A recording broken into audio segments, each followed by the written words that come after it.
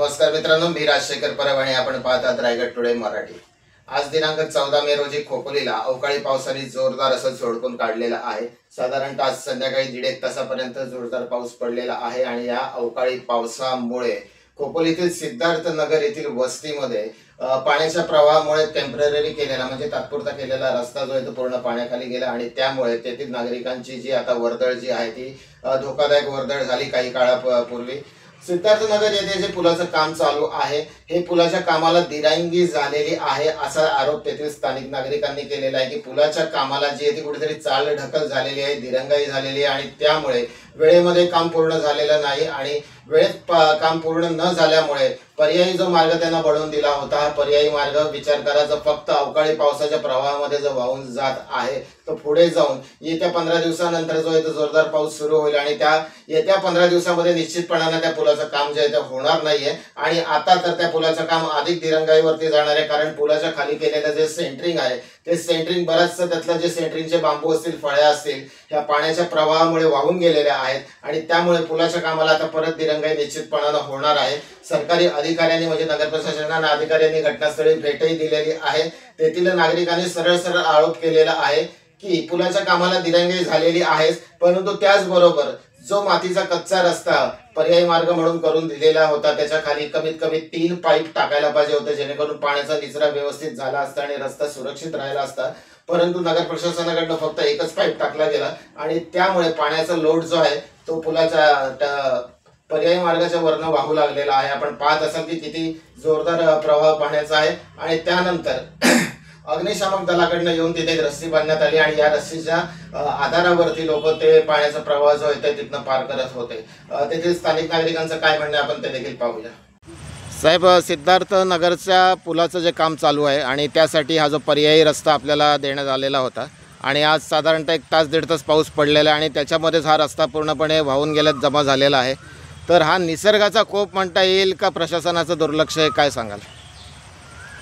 बघा, ह्याच्यात जर आज तसं बघायला गेलं तर आपल्या खोपोलीत माझ्या माहितीनुसार हा 3रा पाऊस आहे। अवकाळी पाऊस तर अवकाळीच आहे, तो काय आपला जो नॅचरल जो रेग्युलर सुरू नाही झालेला जून महिन्यात जो सुरू होतो तो पाऊस अजून चालू नाही झाला। मान्सून हा मान्सून पूर्ण अवकाळी आहे।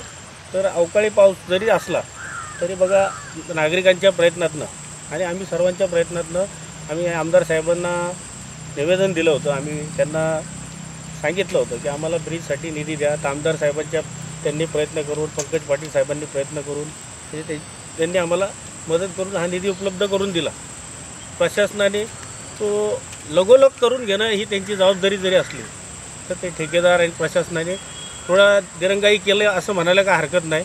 हा जरा थोडा एक 10-15 दिवस आधी जर काम चालू केलं असतं तर हे काम आत्तापर्यंत पूर्णत्वास गेलं असतं। तरी ते तात्काळ त्यांनी आता एक पर्यायी मार्ग म्हणून आम्हाला नागरिकांना नैसर्गिक आपत्ती किंवा आपत्तीजन्य परिस्थितीत त्यांनी आम्हाला एक पर्यायी मार्ग म्हणून कुठून तरी पाऊल वाटका होईना मग आमच्या सिद्धार्थनगरच्या पाठीमागच्या बाजूनी आश्रमाकडे जाणारा रोड आहे त्या रोडला काय करता येतं का, किंवा नीलकंठकडनं जाणारा रोड आहे, नीलकंठ आम्हाला लागूनच आहे, तर तिथं काही त्यांनी तिथल्या बिल्डरशी बोलून वगैरे काही रस्ता पर्यायी मिळतो का आम्हाला तात्पुरता जोपर्यंत हा ब्रिज होत नाही। तर तसं केलं तर सगळ्यांचं असं म्हणणं आहे ग्रामस्थांचं तर जास्त चांगलं होईल। तरी तुम्ही आमच्या सगळ्यांच्या ही मागणी प्रशासनापर्यंत पोचवावी ही आमची सर्व सिद्धार्थनगर ग्रामस्थांची विनंती आहे। परंतु आता जे असं पाहायला मिळतं आहे का पुलाखालचे जे सेंटरिंग होतं त्यातलं बरंचसं सेंटरिंग जे पाण्याच्या प्रवाहाने वाहून गेलेलं आहे, त्यामुळे आता परत कामाला दिरंगाई निश्चितपणानं होणार आहे। ते सेंटरिंग त्यांना परत बांधावं लागणार आहे, मग ती दिरंगाई तर होणारच आहे तिथे परत। निश्चित मगाशी घटनास्थळी एक काही वेळापूर्वीच इंजिनियर्स आले होते, वाणी साहेब वगैरे, त्यांच्याशी मी चर्चा केली। शिवसाहेबांना फोन लावत होतो, शिवसाहेब काही बिझी होती मीटिंगमध्ये, त्यांनी त्यांचा स्टाफ पाठवला होता, त्यांच्याशी चर्चा झाली असता सर्व आम्ही ग्रामस्थ होतो, आमच्या गावातले पत्रकार सचिनजी पण होते यादव, आम्ही सर्व एकत्र त्यांच्याशी निवेदन केलं की लवकरात लवकर पर्यायी मार्ग काढा आणि जे काय आता ठेकेदाराचं दिरंगाई किंवा काय म्हणत त्यातलं जे काय त्यांचं नुकसान झालेलं आहे हा भुर्दंड त्यांनाच आहे, पर्यायीने ते आपल्यावर थोपवणार। तर आता ते प्रशासन आणि तो त्यांचा प्रश्न आहे, परंतु आमची सर्वांची मागणी एवढीच राहील की आम्हाला तुम्ही तात्काळ पर्यायी व्यवस्था करून द्या। कारण आज पुन्हा रात्री पाऊस आला किंवा उद्या पुन्हा आणखीन पाऊस आला किंवा परवा आला तर आम्ही पुन्हा तुमच्याकडे ते हे याचना करायची का? त्यापेक्षा तुम्ही एक पर्यायी मार्ग तात्पुरता रेडी ठेवा। कधी पण आम्ही अर्ध्या रात्री झोपेत असताना उद्या पुन्हा एखादी आपत्ती आली तर त्यावेळेला आम्ही कोणाकडे मागणी करायची. त्यापेक्षा तुम्ही आमची ही मागणी प्रशासनापर्यंत पोहोचवावी. आम्ही तसं प्रशासनाला बोललेलोच आहोत, पण तुम्ही तुमची एक पत्रकार सर्व बंधू तुम्ही पण आमची ही मागणी त्यांच्यापर्यंत पोहोचवावी. ही माझी एक नागरिक म्हणून, एक गावाचं माझी जबाबदारी म्हणून मी तुमच्याजवळ निवेदन करत आहे.